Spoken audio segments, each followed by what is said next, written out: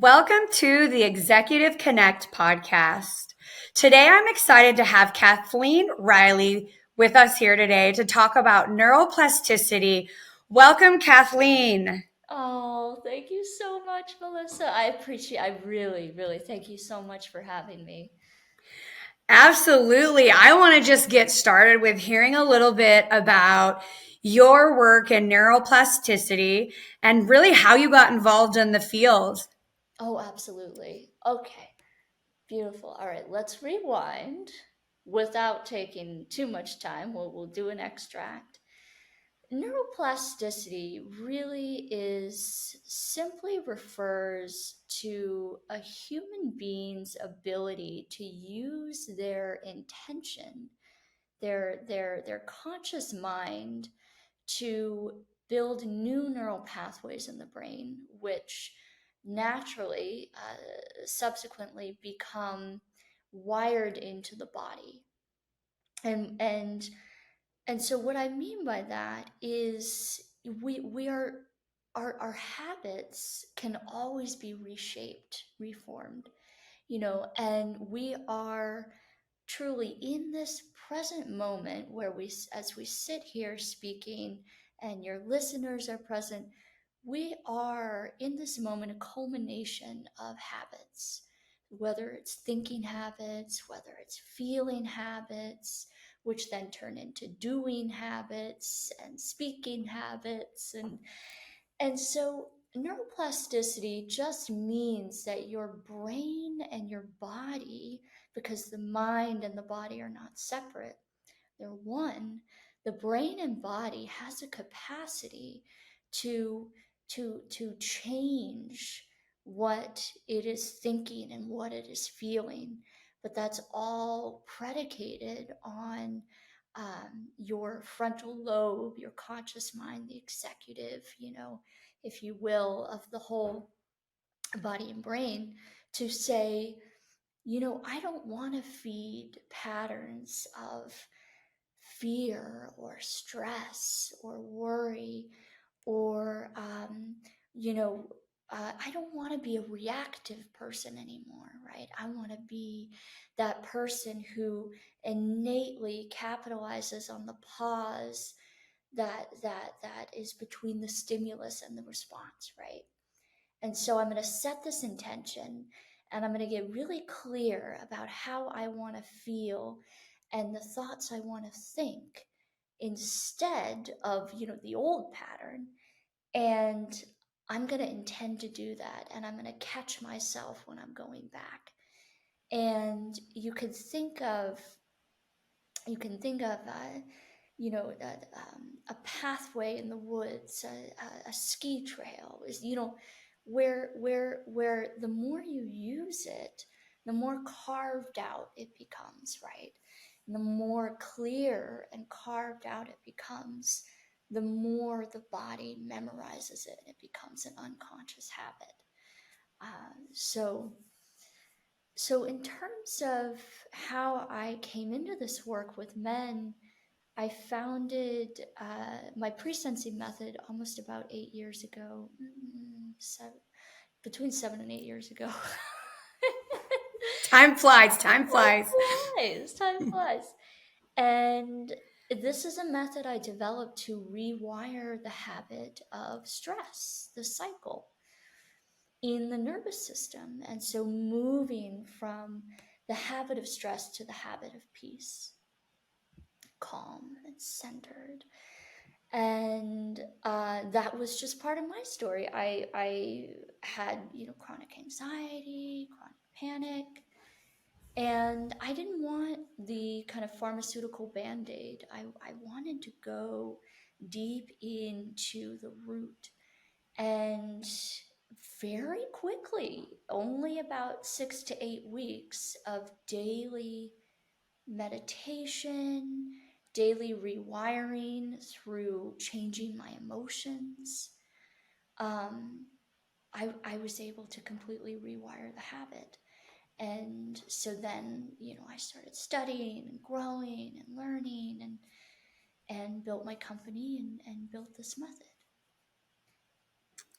I love that. I think you said two really important pieces there.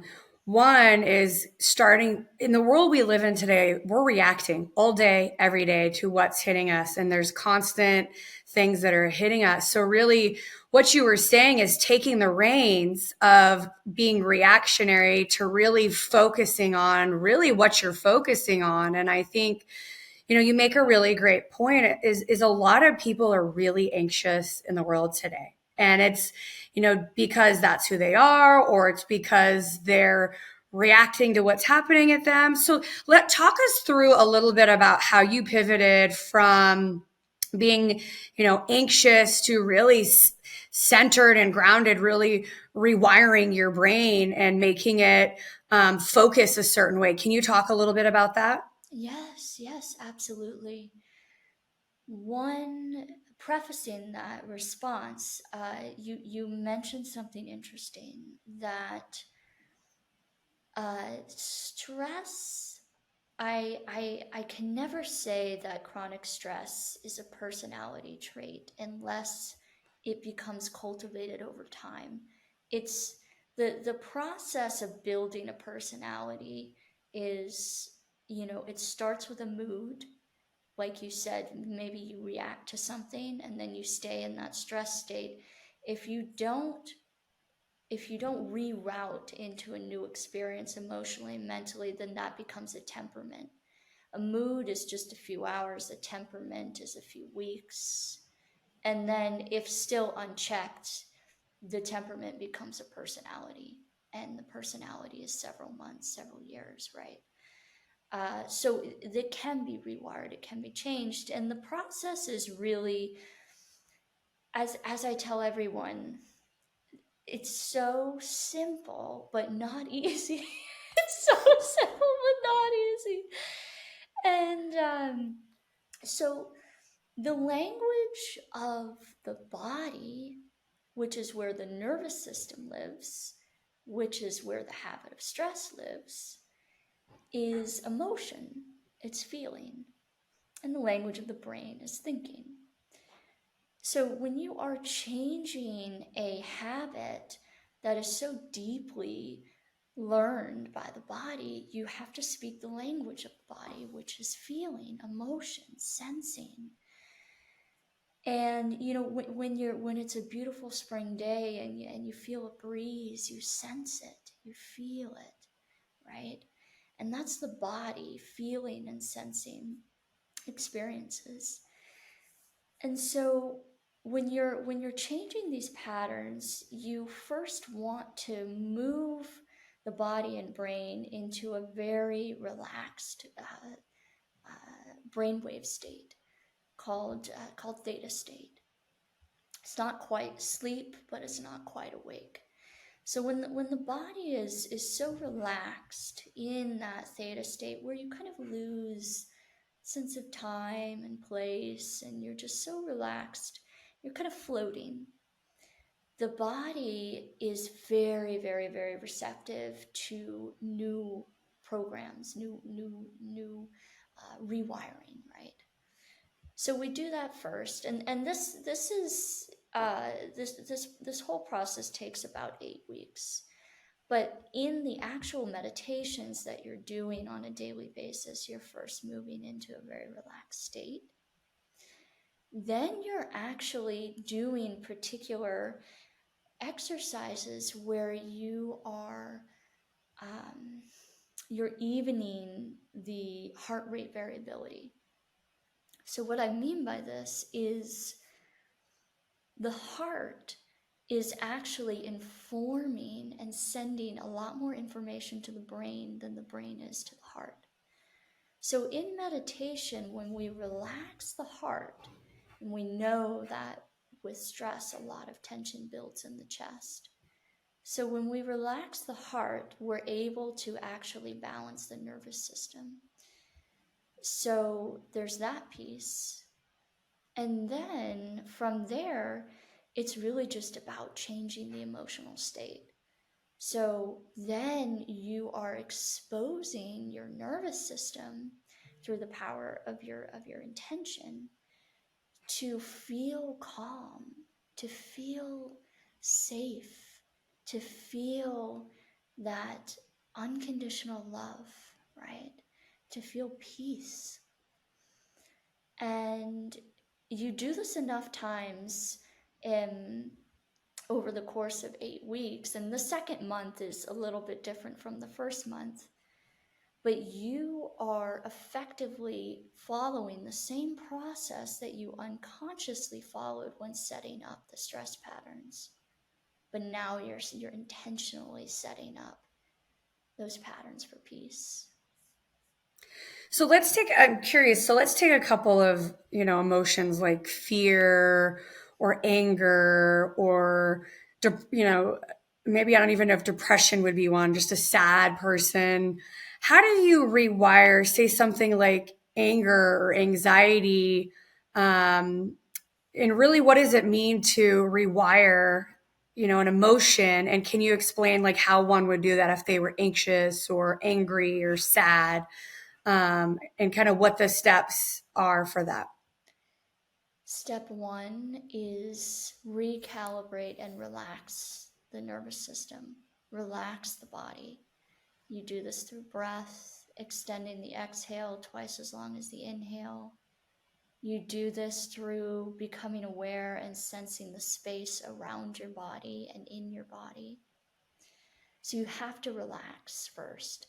You've got to find that silence, that calm. And then from there, it's really as simple as becoming aware of what it feels like to feel at peace, to feel safe, right? And you can leverage old memories where you felt at peace or you felt safe. Sometimes that can be challenging for people though. And so then at that point, you can simply relax the body so much where you begin to experience that feeling of calm again. And then all you need is that core feeling. It's a vibration, it's a frequency in the body, that feeling of calm, you know. And it's literally as simple as putting your attention on a different emotional state, and more and more and more, because where you place your attention is where you place your energy, and your energy is what brings life to new experiences, right? Oh yeah, absolutely. I would really agree with that. I think it's the programming we believe, or that, we somebody has said to us as well, or you're not, smart enough or ambitious enough or athletic enough, or whatever the comments were made to us, or things we might believe about ourselves, like, oh, I can't do this or I can't do that. And so I want to talk a little bit about those things and how we can become aware of what program we actually have, because sometimes we're not really aware that we have, maybe different limiting beliefs, and they're kind of running and replaying in our brain and really holding us back from what we want in our life. So I want to talk a little bit about becoming aware of what we have programmed into our mind, and how can we change them to really live our best lives. Again, it's so simple but not easy. so, so it's really as simple as setting aside 5-10 minutes in the morning or the evening to reflect and write down. Take a pen and paper, write down, what do I not like, what is not giving me energy, what do I want to remove from my life. Maybe it's a habit, maybe it's a job, maybe it's a relationship, maybe it's where you're living. What do I not like? Because the thing is, your outer life, and I'm sure you've heard this a million times, your physical outer environment is a direct replica of what is happening inside of you. The patterns, the thoughts, the emotions, the belief systems. And so naturally, in order to change, you have to change from the inside out. You can't change from the outside in. That's why accumulating lots of materials doesn't change anything long term, right? So when you want to figure out, okay, what patterns do I have within me? What belief systems do I have within me pertaining to any category of relationships, work, family? All you have to do is look at your outer environment, choose one thing you don't like, and then go within and say, okay, what are my thoughts and what are my emotions that are driving this thing? So it could be, I don't like how argumentative my family members are with one another. Okay, so that is something in your outer environment that you are literally creating through your own thoughts and emotions.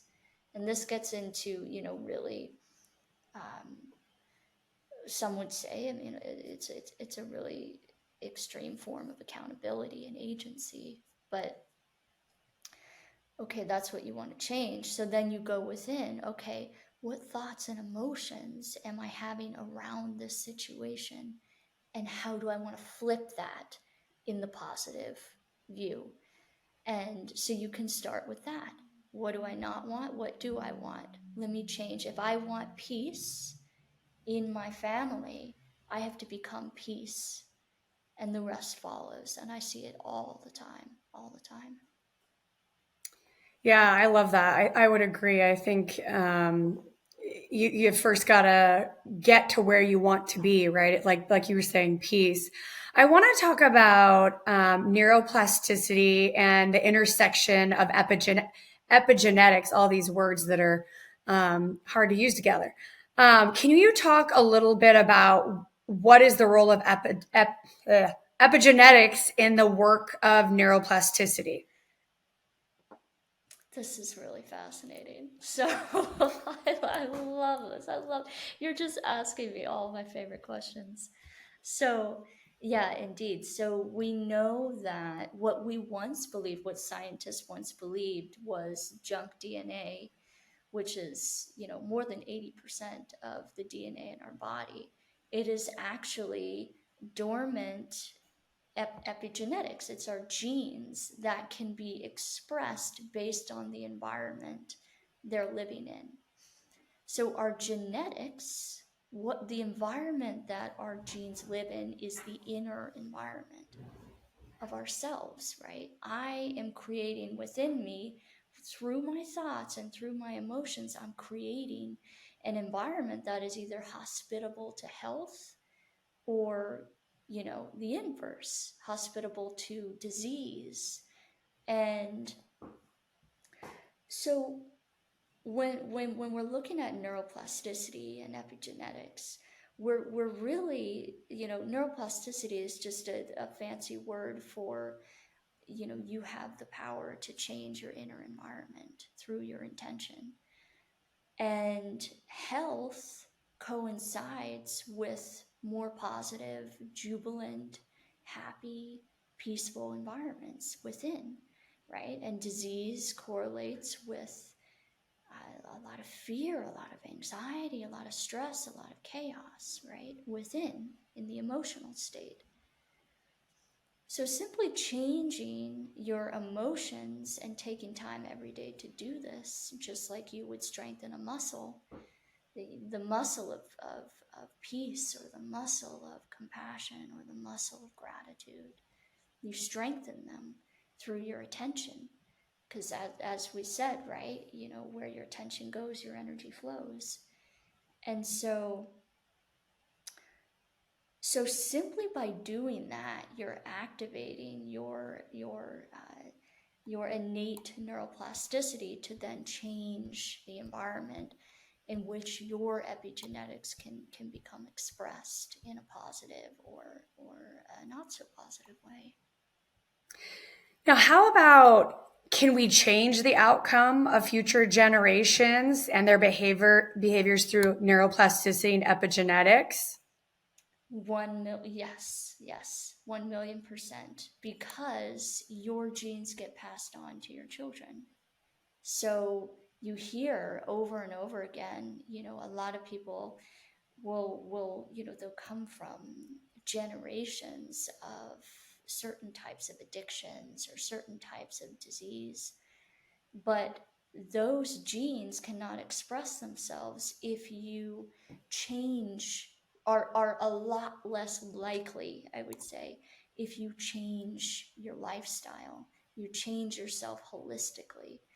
And part of that is managing your emotional mental state, right? And that's, which I believe also includes spiritual life, and so yes, absolutely. If you are turning on, as a mother or a father to be, if you are turning on genes that are healthy, that are conducive to longevity, and you are absolutely passing on that DNA to your children. And so, yeah, and what's fascinating is when you look at the development of the fetus within a mother who is highly stressed, you actually see the formation of the fetus to look more like a would you say, a street fighter, to look more like an individual who is adaptive to fight or flight situations. So you see more blood flow to the hindbrain, you see stronger extremities, and less blood flow to the forebrain, and less blood flow to more interior areas as well. So really, how you think and how you feel and your emotional patterns are going to express themselves in your genes and thus your offspring. I love it. That's so fascinating. So when we talk about, the professional world and neuroplasticity and leadership, I want to talk a little bit about how executives can leverage it to enhance their actual leadership skills, even if they're not a good leader. Maybe they're a very introverted person naturally. They're quiet, they're shy, they're a follower, not a leader. Let's talk a little bit about how one could become more of whatever it is they want if they're not currently that person. That's an excellent question, and actually, that's that's easy. That's easy because, well, it's simple because human beings are sensing organisms. We feel, we sense. Whether we like it or not, human beings have emotions. And we sense one another through energetically because everything is energy. We're both, you and I are both made up of energy. And we have a certain field of energy that we put out. And when people come into our space or people interact with us, they'll respond based on the state of well-being that we exude. So whether you're introvert, whether you're extrovert, as a leader, people and I see this all the time in my work because I work with a lot of leaders, right? I work with a lot of men who are in, leadership positions, whether it's political, whether it's corporate, what have you. But they are constantly doors open to them all the time through relationships, through people, because people want to be around them, because they sit down every day, they go within in their meditation work, and they cultivate the frequency of kindness. They cultivate the frequency of peace, of love, of gratitude, of joy. And this is infectious, and people want to be around that. Not only do people want to be around him, but he is also he's far more likely to have people, get things done on his behalf. And so as a leader, it's just it's such a win-win to cultivate what you might call those heart-centered qualities. Yeah, I would absolutely agree. I think people are more willing to follow and work for leaders that are, empathetic and happy and joyful and, you know, all those words, all the positive words you mentioned. So I absolutely think that's a great point, is really cultivating that versus demanding, non-transparent, angry, all the reverse side of that. I think it's a Yes. great, exactly the reverse, right? I want to talk a little, you keyed into it a little bit at the beginning. The world is a real stressful, anxious place right now. I think companies are demanding more. Our brain is constantly hit with cognitive overload. And so I love what you said, really centering yourself and getting yourself focused and on meditation. I absolutely agree with that. I want to walk through again, just really focusing in on the anxiety and stress management. I think I see a lot more people getting sick. And I believe that a lot of it is based out of stress and anxiety and not being able to manage that to where it gets to be debilitating. So, can you walk us through, how to manage stress and anxiety and meditation and really scheduling it? Because a lot of times I think people have the intention to sit down, I'm going to meditate.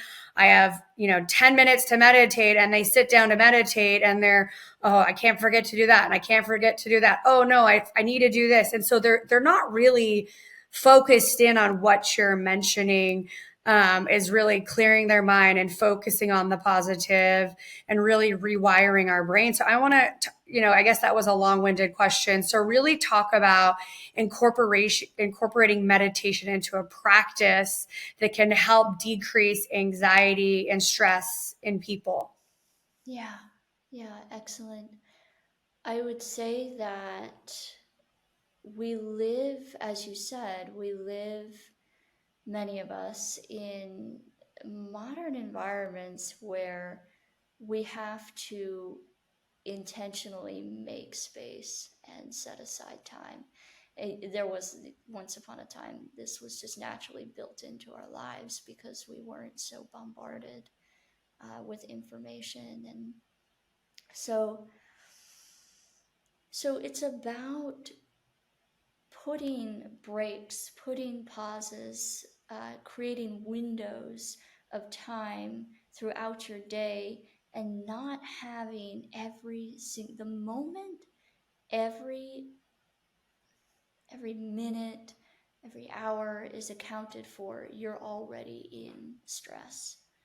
So sitting down for meditation, I mentioned earlier the importance of changing your brain waves. So when we are in a state of, elevated stress on a constant basis, we're stuck in what's called high beta brainwave state. And so there are powerful meditative strategies that you can use to move your brain and body into theta. When you move into that theta state, you don't have to try so hard to reroute your thoughts, to settle yourself down, to do all of this, or choose your thoughts or silence your thoughts. So in meditation, first of all, do this first thing in the morning within, like 20 minutes of waking.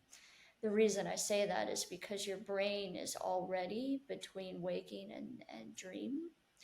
So your nervous system is already highly receptive as a result of doing it right after waking. Do it before that crazy wheel gets going, right? And start with, if 10 minutes feels like a lot, start with 5 minutes. And you can find, I have a lot of exercises on my YouTube, but you can find practices that allow you to move yourself into that theta state, and then also to relax the heart. So get the body relaxed, and then go into focusing on the present moment, because the brain is going to follow the body. If the body's not relaxed, your brain is not going to be quiet. Yeah, I love what you said. Practicing in the morning. I was one of those people previously who scheduled it midday, like when I was in the thick of the day and running through my day from meeting to meeting. And I had it on my calendar, Kathleen, probably for 6 months. And I would, with good intention, at lunchtime, I was going to sit down for 10 minutes and clear my schedule. I'm like, it's 10 minutes, right? And I wasn't doing it, right? I wasn't really doing it, or I'd start it and I'd stop it 60 seconds later. And so I think exactly what you just said, by doing it in the morning and figuring out something, if it's a spot in your house. I do it during my yoga practice in the morning. So I get to where I need to be early and I do it then. And it's worked for me to really calm myself. There's no phones ringing, there's no kids. So I think exactly what you said. When you wake, figure out, is it a room in your house? Is it a location you go to? And make it robotic. So every time you're setting yourself up for success, and try, like you said, 5 minutes. I know when I started, I could get like 60 seconds in and I was off to something else. And, unfortunately, I had to start with 1 minute and then build to 2 minutes and 3 and 5 and 10. And your muscle just gets so much stronger, right? If we just practice it. Mm-hmm. Yeah, yeah, and you will see effects very quickly in your waking life. You just won't respond. You just won't be so reactive, bit by bit. You won't be so reactive. Suddenly, you're feeling more loving and understanding as you relate to people in your personal life and at work. It's just yeah. I think you're all around calm, right? I think if you're, that whole analogy, a body in motion stays in motion. If you're anxious always, you're going to continue to be anxious. And it's just going to be kind of that cycle. If you're setting yourself up for calmness, peace, you're not really, you're moving through your day in a like, kind of, what's the right word, casual, carefree kind of way. And if somebody cuts you off on the road, you're not, reacting. You're just saying, okay, I hope you have a nice day. I'm going to go on with my day. It's not affecting your day, right?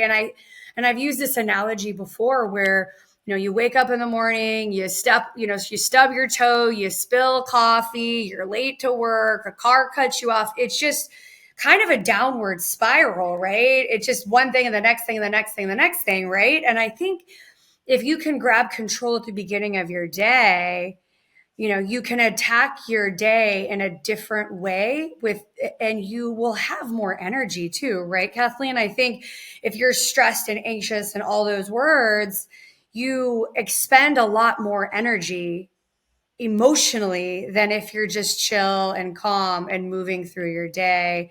Um, would you agree? Yes, yes. In fact, I have my clients do, I have had, we use new tools now. There's a very effective tool called the button practice that I have my clients use. And you use it, it only takes 60 seconds at the most. You use it right after that first thing when you stubbed your toe, right? You don't want to use it later. Use it after that first thing because the amygdala has roughly a 90-second window to be distracted and silenced, right? And that's the part of the brain that sounds the alarm, and then you get the whole, onslaught of stress hormones. So close your eyes, take a deep breath, imagine a color, and you can imagine a button in the palm of your hand. And then you imagine the color in your mind's eye that distracts the amygdala, and then you press into your palm with your right index finger, left index finger. You take a deep breath, you slowly breathe out, you're pressing in on that colored button. Then you go into the other two buttons, blue, I see blue, have a button, press it, breathe deeply, slowly relax. And then the third color, and what that is it's allowing you to pause, right?